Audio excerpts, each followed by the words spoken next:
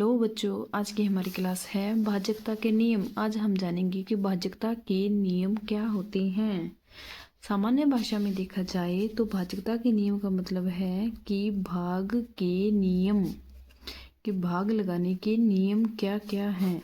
अब ये भाग लगाने के नियमों की ज़रूरत क्या पड़ी हमें, तो जैसा कि छोटी क्लासों में देखा जाए तो ज़्यादातर इसका यूज़ होता है अभाज्य गुणनखंड में। जब हम अभाज्य गुणनखंड करते हैं तो उसमें हमें ऐसी संख्या के साथ भाग लगाना होता है जिसमें कि भाग पूरा पूरा चला जाए। उस समय हमें सोचना पड़ता है कि भाई इसमें किसका भाग जाएगा, किसका भाग जाएगा। जैसे कि मान के चलो हमारे पास संख्या दे रखी है 1225। अब 1225 में भाग लगाना है अभाज्य गुणनखंड के लिए। तो पहली बात तो हमें सीधा सीधा समझ में नहीं आता कि कौन सी संख्या का भाग लगाएं। तो बच्चे क्या करते हैं कि पहले इसमें लगाएंगे 2 का भाग। 2 का भाग लगा के देखेंगे पूरा जा रहा है या नहीं जा रहा। देखो यहाँ भाग लगाया, 2 दूनी 4, एक शेष बचा तो यानी कि इसका भाग नहीं जाएगा। फिर वो करते हैं जैसे कि 3 का भाग लगा के देख लिया, इसमें भाग जा रहा है या नहीं जा रहा। इस तरीके से अलग अलग भाग लगा के देखते हैं। अब इसमें बहुत ज़्यादा समय भी खराब होता है। इसके लिए कुछ भाग के नियम बनाए गए हैं। उन नियमों की सहायता से हमें संख्या को देखकर ही पता चल जाएगा कि भाई इसके अंदर कौन सी संख्या का भाग पूरा पूरा जाएगा। इसके लिए है कुछ भाग के नियम। तो आइए हम लोग सीखते हैं उन नियमों के बारे में। भाज्यता के नियम में सबसे पहला नियम आता है 1 से भाज्य का नियम। और हम सभी को पता है कि संख्या एक ऐसी संख्या है जो सभी से क्या होती है, भाज्य होती है। यानी 1 का भाग क्या है कि सभी संख्याओं में जा सकता है। प्रत्येक संख्या 1 से भी भाज्य होती है। हर एक संख्या में 1 का भाग जाता है। जैसे कि मान लो हमारे पास यहाँ पर है 10, 10/1, तो इसका उत्तर क्या आएगा, हमारे पास 10 आएगा। यानी कि 1 का भाग चला गया 10 में। चाहे 500 ले लो, 500/1 है तो भी इसका उत्तर क्या आएगा, 500 आ जाएगा।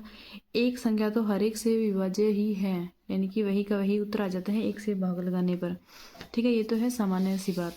उसके बाद आती है हमारे पास 2 से भाज्यता, यानी कि 2 का भाग कौन सी संख्याओं में जा सकता है। इसका नियम क्या है, तो देखिए इसके लिए प्रत्येक सम संख्या 2 से भाग की कंडीशन है कि सम संख्या, हर एक सम संख्या 2 से विभाज्य है। यानी कि सम संख्या के अंदर 2 का भाग जाएगा ही जाएगा। यानी कि जिस संख्या के अंत में 0, 2, 4, 6, 8 ये संख्याएं आती हैं उसमें 2 का पूरा पूरा भाग चला जाता है। जैसे 12, 14, 26, 28 ये सारी सम संख्याएं हैं, तो इनमें 2 का भाग पूरा पूरा जाएगा। और सम संख्या की पहचान क्या है, ये हम लोग पिछली क्लास में सीख चुके हैं। सम संख्या वह होती है जिनके पीछे 0, 2, 4, 6, 8 ये संख्याएं आती हैं। ठीक है, तो अब आगे से मान के चलो हमारे पास कोई भी संख्या दे रखी है, चाहे छोटी छोटी चाहे बड़ी से बड़ी, मान के चलो कि ये संख्या दे रखी है हमारे पास। ठीक है, इतनी बड़ी संख्या है। अब इसमें हमें पता चलाना है कि किसका भाग लगाएगा।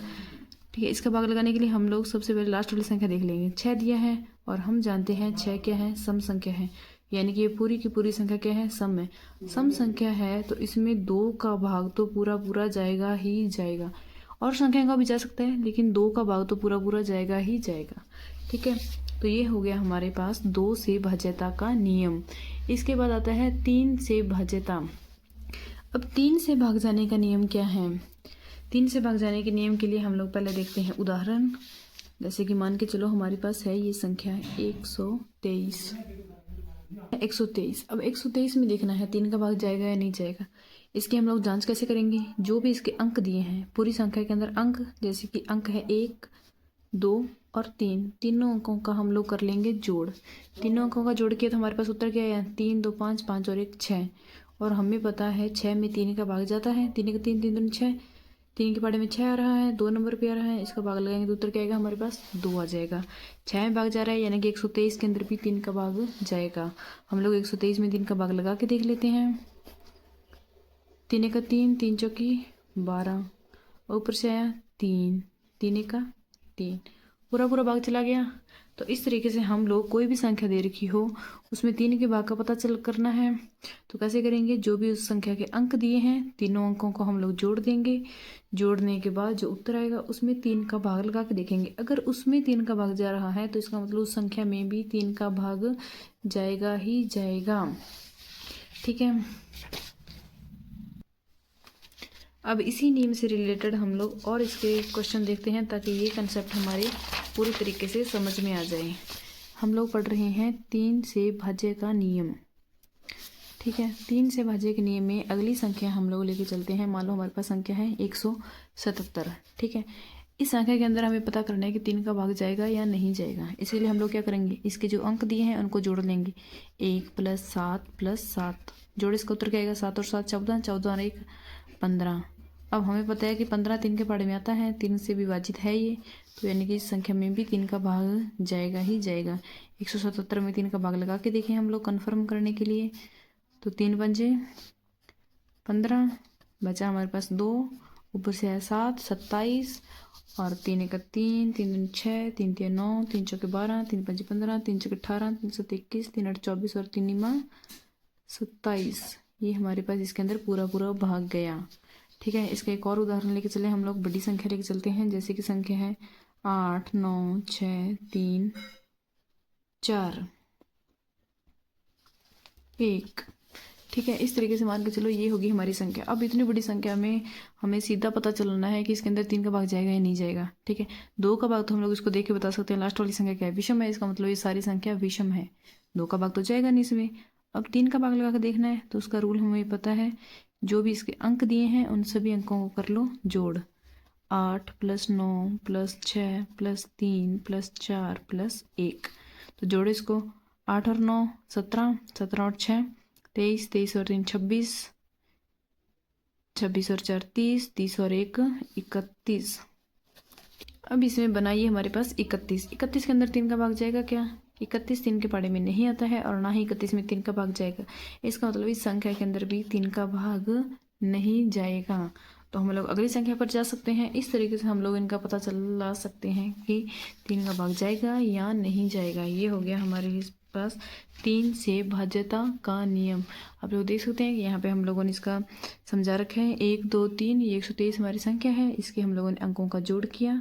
6 जो 3 से भाज्य है, इसका मतलब संख्या भी क्या है हमारी, 3 से विभाज्य है। इसके बाद हमारा अगला एग्जाम्पल है इसमें 2 4 5 9 1 24,591। इस संख्या का पता करना है कि भाई किसका भाग जाएगा। 2 का देखेंगे, पीछे 1 है तो नहीं जाएगा क्योंकि ये विषम संख्या है। अब 3 का देखना है। 3 का देखने के लिए हम लोग क्या करेंगे, जो इसके अंक दिए हैं अंकों का करेंगे हम लोग जोड़। 2 4 6 6 5 11, 11 9 20, 20 और 1 21, 21 3 से भाज्य है, 21 में 3 का भाग जाएगा पूरा पूरा। इसका मतलब इस पूरी की पूरी संख्या में भी 3 का भाग जाएगा। तो इस संख्या में हम लोगों ने जैसे 3 का भाग लगाया तो पूरा पूरा भाग चला गया, कुछ भी शेषफल नहीं बचा। इसका मतलब यह क्या है, 3 से भाज्य है। तो ये थे हमारे रूल, 1 से भाज्य, 2 से भाज्य और 3 से भाज्यता के रूल। उम्मीद करते हैं कि आपको ये वीडियो समझ में आई होगी, और आगे की क्लास में हम लोग जानेंगे 4 5 6 7 आगे की संख्याओं के भाग के नियम। तो इसी तरीके से सीखने के लिए हमारे साथ जुड़े रहिए। धन्यवाद।